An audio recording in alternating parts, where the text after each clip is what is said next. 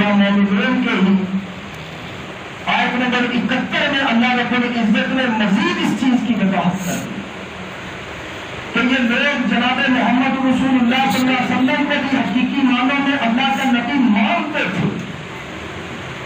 یہ لوگ خالق مالک رازق حقیقی معنوں میں اللہ کی ذات کو ہی مانتے تھے، لیکن ان کے انکار کی صرف ایک اور وجہ بھی تھی، اور وہ وجہ یہ تھی لَوِ اتَّبَعَ الْحَقُّ أَهْوَاءَهُمْ لَفَسَدَتِ السَّمَاوَاتُ وَالْأَرْضُ کہ جو دین جناب محمد رسول اللہ صلی اللہ علیہ وسلم لے کر آئے تھے وہ ان کی خواہشات کے مطابق نہیں تھا. اگر جناب محمد رسول اللہ صلی اللہ علیہ وسلم دین لے کر آئے تھے، اگر وہ ان کی خواہشات ان کے نفس کے مطابق ہوتا تو یہ ضرور آپ کے دین کو مان لیتے. اللہ رب العزت نے فرمایا اگر ہم آپ کے دین کو، اللہ کے پسندیدہ دین دین اسلام کو ان کفار کی خواہشات کے مطابق نازل کرے تو پھر زمین و آسمان میں فساد پیدا ہو جائے. حضرات یاد رکھیے اسلام کے بنیادی ارکان، اسلام کے بنیادی تقاضے جو حضرت آدم علیہ السلام سے لے کر جناب محمد رسول اللہ صلی اللہ علیہ وسلم کی شریعت میں ایک ہی رہے ہیں، وہ بنیادی تقاضے 4 ہیں. سب سے پہلے عقیدہ توحید کہ حقیقی معنوں میں خالق اور مالک اللہ کی ذات ہے، زمین و آسمان کا خالق اللہ ہے، ہر ایک کو رزق دینے والا، ہر ایک کو اولاد دینے والا صرف اللہ.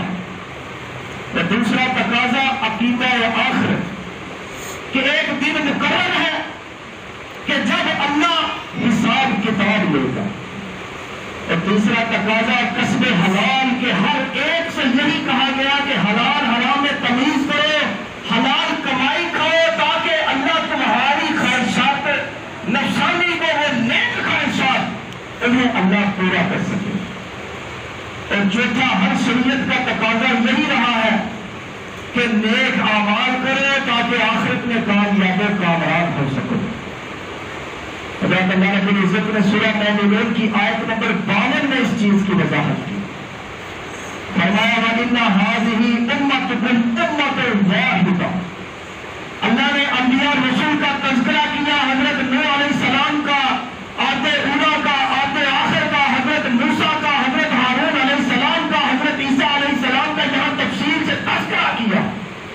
ان کی ہر ایک کی دعوت کو بیان کیا کہ ان کی دعوت یہی تھی اعبدوا اللہ ما لکم من الہ غیرہ، تم صرف اللہ کی عبادت کرو، اللہ کے ساتھ کسی کو شریک نہ ٹھہراؤ. حضرات ان تمام انبیاء نے عقیدہ توحید اور عقیدہ رسالت کو سب سے پہلے، عقیدہ آخرت کو سب سے پہلے بیان کیا. اللہ رب العزت نے فرمایا وَإِنَّ هَٰذِهِ أُمَّتُكُمْ أُمَّةٌ وَاحِدَةٌ. یہ تمام انبیاء حضرت آدم سے لے کر جناب محمد رسول اللہ تک آنے والے تمام انبیاء کی دعوت ایک ہی تھی، گویا کہ وہ ایک ہی امت تھے. وَأَنَا رَبُّكُمْ فَاتَّقُونِ، میں تمہارا رب ہوں لہذا مجھ ہی سے ڈرو. فَتَقَطَّعُوا أَمْرَهُمْ، لیکن لوگوں نے اپنے معاملات کو جدا جدا کر لیا، ہر ایک نے اپنی مرضی کے مطابق فرقہ بنا لیا. فرمایا بینہم زبرا، اور لوگ مختلف گروہوں میں، مختلف شاخوں میں بٹ گئے. کل حزب بما لدیہم فارغون، اور ہر ایک گروہ جو اس کے پاس دلیل ہے، ہر ایک گروہ جو اس نے عقیدہ اپنا رکھا ہے وہ اپنے اسی عقیدے پر خوش ہے. حضرات یاد رکھیے شیطان نے انہی 4 اصولوں میں سب سے پہلے گڑبڑ کی. شیطان نے سب سے پہلے عقیدہ توحید کو، پھر عقیدہ آخرت کو، پھر کسب حلال کو، اور پھر نیک اعمال کے اس تقاضے میں رد بدل کیا. حضرات سب سے پہلے شیطان نے توحید کے مقابلے میں شرک کی 20ویں قسموں کو ایجاد کیا اور انسانوں کو ان راہ پر لگا دیا. کسی نے کسی نبی کو کسی نے کسی فرشتے کو معاذ اللہ کی اولاد قرار دے دیا، کسی نے حضور کا اور اوتار کا عقیدہ اپنا لیا، کسی نے یہ کہا کہ معاذ اللہ فلاں شخص کے اندر داخل ہو گیا ہے، حضور کر گیا ہے، کسی نے کہا کہ یہ شخص معاذ اللہ زمین پر اللہ ہی اتر کر آیا ہے جو انسان کی شکل میں ہے، کسی نے یہ عقیدہ اپنا لیا کہ معاذ اللہ رب العزت فلاں پیر کے جسم میں داخل ہو گیا، کسی نے یہ عقیدہ بنایا کہ فلاں شخص اللہ کے نور سے جڑا ہوا، کسی نے یہ عقیدہ بنا لیا کہ اللہ کے علاوہ فلاں شخصیت بھی عالم الغیب ہے، کسی نے کہا فلاں حاضر ناظر ہے، کسی نے کہا فلاں مشکل کشا ہے۔ حضرات کسی نے جناب محمد رسول اللہ صلی اللہ علیہ وسلم کی صفات میں اللہ کی صفات کو شریک کر دیا، پھر یہی پر بس نہیں، وہ حضرت انسان جسے اللہ رب العزت نے سب سے بہترین مخلوق بنایا تھا، جس کا مقام اور مرتبہ اللہ کی پیدا کردہ تمام مخلوقات میں سب سے بڑھ کر تھا، اسی حضرت انسان نے پھر اپنے نفع نقصان کا مالک کبھی کسی پتھر کو، کبھی حجر کو، کبھی شجر کو، کبھی جنوں کو اور کبھی کسی آستانے کو بنا لیا۔ اللہ کو دوسرا تقاضا عقیدہ آخرت میں شیطان نے یہ رتبے بدلے خود بت کی کہ کسی نے سرے سے ہی عقیدہ آخرت کا انکار کر دیا، جس نے عقیدہ آخرت کا انکار تو نہیں کیا، عقیدہ آخرت کو مانا، لیکن اس نے اس کے تقاضوں کو ماننے سے انکار کر دیا۔ تو کسی نے یہ دعویٰ کیا کہ ہم انبیاء کی اولاد ہیں، ہم سردار ہیں، ہم سادات ہیں، ہم آل رسول ہیں، ہمیں عذاب کیسے ہو سکتا؟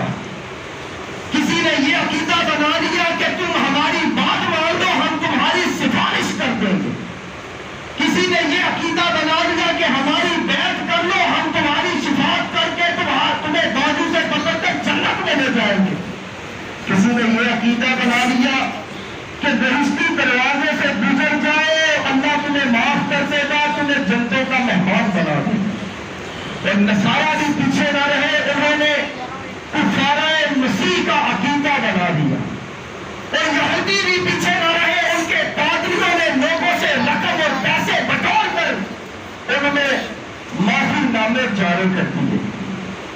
حضرات ایسی سستی نجات، ایسے سب بد عقیدے لغو اور باطل ہیں، ان کا دین اسلام سے کوئی تعلق نہیں۔ پھر کسب حلال کے اس تقاضے میں شیطان نے اس طرح خود کی کہ لوگ ان میں بھی افراط و تفریط کا شکار ہو گئے، اور صوفی حضرات نے سرے سے ان حلال چیزوں کو اپنے اوپر حرام قرار دے دیا، کسی نے حلال اور حرام کی تمیز ہی نہ کی۔ وہ سود، وہ بڑا گناہ جو اللہ اور اس کے رسول کے ساتھ اعلان جنگ ہے، یاد رکھیے یہ سود ایسا گناہ ہے جس کی ممانعت حضرت آدم سے لے کر جناب محمد رسول اللہ کی شریعت تک ہر شریعت میں آئی ہے۔ یہ سود ایسا گناہ ہے کہ جس کے بارے جناب محمد رسول اللہ نے فرمایا کہ اس کا سب سے کم درجہ، اس کا گناہ اس قدر شدید ہے کہ کوئی شخص اپنی ماں کے ساتھ زنا کرے۔ آج ہمارے معاشرے میں بھی بہت سے ایسے علماء سو موجود ہیں جو پیسوں کے لالچ سے کوئی نہ کوئی طریقہ نکال کر، کوئی نہ کوئی صورت نکال کر سود کو حلال کرنے کے فتوے جاری کر رہے ہیں۔ اگر کسی نے ہمت اور حرمت کے ان تقاضوں کو جو اللہ کی شان ہے، جو اللہ کی صفت ہے، اسے خود سنبھال لیا، تو کسی نے ان تقاضوں میں خود اپنی طرف سے خود اور برد کی۔ اللہ پھر چوتھا تقاضا اعمال صالحہ میں شیطان نے رد بدل اس طرح کیا، یاد رکھیے شرک سے بھی بڑھ کر سب سے زیادہ پھوٹے نیک اعمال کی بنیاد پر وجود میں آئے۔ اس دنیا میں، ہمارے معاشرے میں، ہمارے زمانے میں قیامت تک بننے والے سب سے زیادہ پھوٹے اسی اعمال صالحہ میں خود کی بنیاد پر وجود میں یاد رکھیے کسی نے دین کے اصولی احکامات کو مسخ کر دیا، کسی نے رسول اللہ صلی اللہ علیہ وسلم کی احادیث کو ماننے سے انکار کر دیا، اور کسی نے معاذ اللہ کے اس نازل کردہ قرآن کو ہی غلط ثابت کر دیا، اور کسی نے بدعی عقائد کو وضع کیا، تو کسی نے حب مال حب شہرت کی بنیاد پر سیاسی حیثیت سے بدعی فرقوں کو وجود میں بخشا۔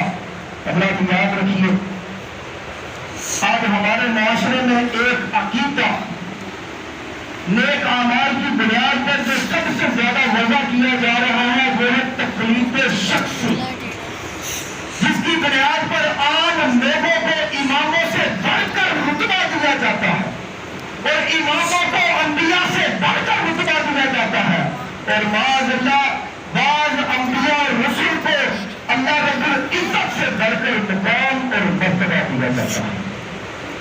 حضرات یاد رکھیے اللہ رب العزت نے یہاں اسی چیز کی وضاحت کی ہے کہ عقیدہ توحید کو اپنایا جائے، عقیدہ آخرت کو اپنایا جائے، حلال کمائی کی جائے، نیک اعمال کیے جائے، تاکہ انسان آخرت میں کامیاب ہو سکے۔ یہاں اللہ رب العزت نے اس سورت کے آخر میں قیامت کا نقشہ کھینچا ہے۔ فرمایا فَإِذَا نُفِخَ فِي الصُّورِ، جب کرنا میں پھونکا جائے گا، جناب اسرافیل علیہ السلام اس سینگ کو منہ لگائے کھڑے ہیں، اللہ کے حکم کا انتظار کر رہے ہیں۔ جب اللہ کی طرف سے حکم جاری ہوگا وہ کرنا میں پھونکیں گے، لوگ اپنی قبروں سے ننگے پاؤں ننگے بدن بغیر ختنے کے اٹھ کھڑے ہوں گے۔ فرمایا فَلَا أَنْسَابَ بَيْنَهُمْ، اس وقت لوگوں کے درمیان کوئی نسب، کوئی سلسلہ، کوئی نئی، کوئی رشتہ داری نہیں ہوگی۔ یومئذ ولا یتساءلون، اور اس وقت کوئی بھی کسی دوسرے سے کسی قسم کا سوال نہیں کر سکے۔ حضرات غور فرمائیے کہ آج جو تین فقیر حضرات اس چیز کا دعویٰ کرتے ہیں کہ ہمارے جھنڈے تلے آ جاؤ، ہم تمہاری سفارش کر دیں گے، تمہارا بازو پکڑ کر تمہیں جنت میں لے جائیں گے۔ اللہ کا کہنا ہے کہ ہم آل رسول ہیں، ہم جناب محمد رسول اللہ صلی اللہ علیہ وسلم کی اولاد میں سے ہیں۔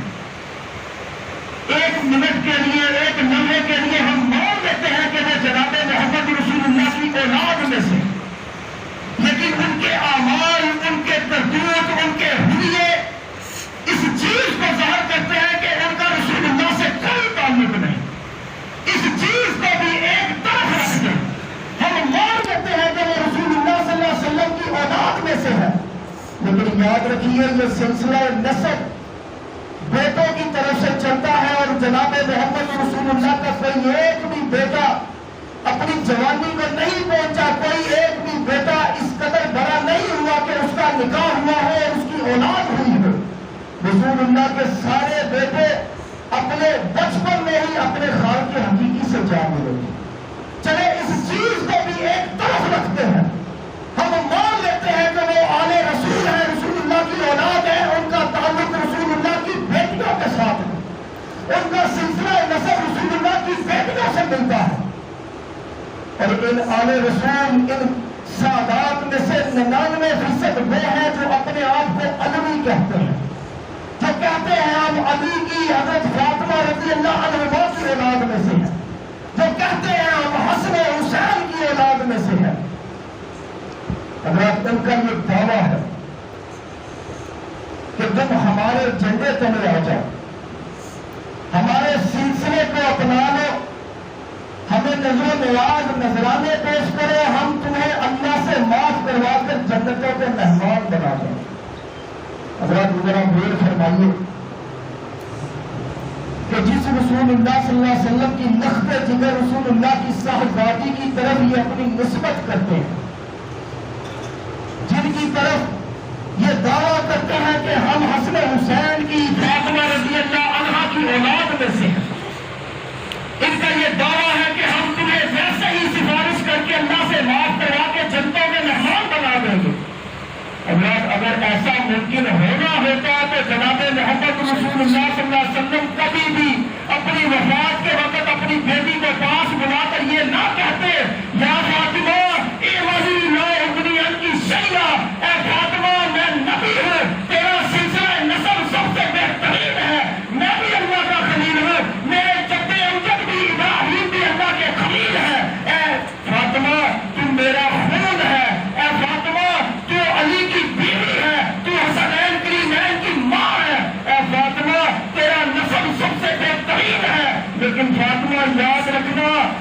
تیرے قیامت کے دن کچھ نہ کام آ سکوں گا. اگر تو قیامت کے دن کامیاب ہونا چاہتی ہے تو پھر اپنے پیارے بابا نبی جناب محمد رسول اللہ کی سیرت کے مطابق زندگی گزارے. آپ غور فرمائیے, اگر ان کا یہ دعویٰ سچا ہے تو رسول اللہ اپنی نقطۂ جگر کو ایسے الفاظ نہ کہتے. یاد رکھیے قیامت کا دن وہ دن ہوگا کہ یہ ایسے سلسلے کو اس وقت دور کی بات اللہ رب العزت نے فرمایا یوم یفر المرء من اخیہ و امہ و ابیہ و صاحبتہ و بنیہ. اس دن پر یہ حالت ہوگی کہ لوگ اپنے ماں باپ کو, حقیقی بہن بھائیوں کو, اپنے بیوی بچوں کو بھول جائیں گے. اس وقت کسی ایک شخص کو ایک نیکی کی ضرورت ہوگی, لیکن جب وہ نیکی لینے کے لیے اپنے والدین کے پاس جائے گا, بیوی بچوں کے پاس جائے گا, اپنے بیٹے کے پاس جائے گا, وہ پہچاننے سے انکار کر دیں. اللہ نگاہ معاشرے کو اس قدر شدید ہوگا کہ اس وقت کوئی بھی شخص کسی دوسرے کو پہچان نہیں سکے گا. ہر نبی کی زبان پر ربی نفسی کے لفظ ہوں گے, اللہ مجھے بچا دے, اے اللہ مجھے بچا دے. حضرات یاد رکھیے اس وقت ان پیر فقیروں کی کوئی حیثیت نہیں ہوگی. اگر ایسا ہونا ہوتا تو پھر یاد رکھیے جناب محمد رسول اللہ صلی اللہ علیہ وسلم سے بڑھ کر اس دنیا میں آنے والا پیر مرشد کوئی نہیں. اگر آج کے پیروں فقیروں کے دعوے سچے ہوتے تو پھر صحابہ اکرام آخرت کے بارے سن کر آہو بقا نہ کرتے. اگر ان کے یہ دعوے سچے ہیں تو پھر جناب محمد رسول اللہ جب انہیں صبح قیامت پڑھ کر سنا رہے تھے تو چیخے پکار نہ کرتے.